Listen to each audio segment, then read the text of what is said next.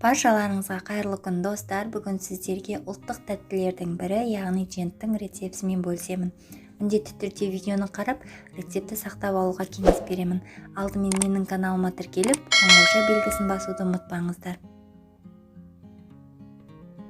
Ең алдымен талқанымызға шекерімізді салып, ерітілген маргаринімізді қосамыз.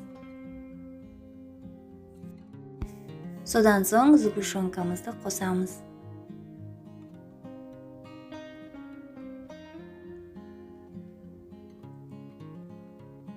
Енді 2 ас қасық балымызды қосып, жақсылап лопаткамен не болмаса қасықтың көмегімен біркелікті болғанша араластырамыз.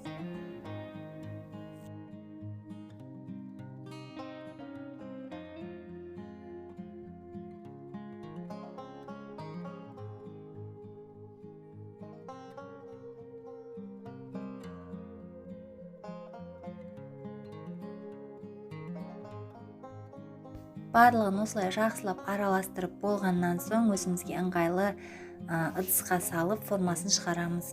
Менде осындай кекске арналған форма, жалпы формаға салу міндетті емес, қолымызбен де шарик шығарып формасын шығаруға болады.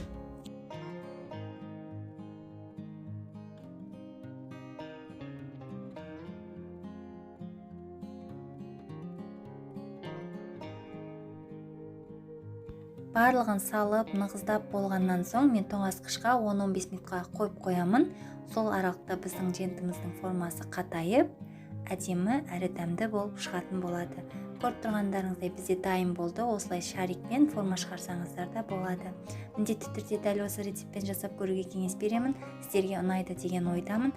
Видеоны соңына дейін қараған болсаңыздар, лайк басып, комментарий қалдыруды ұмытпаңыздар достар.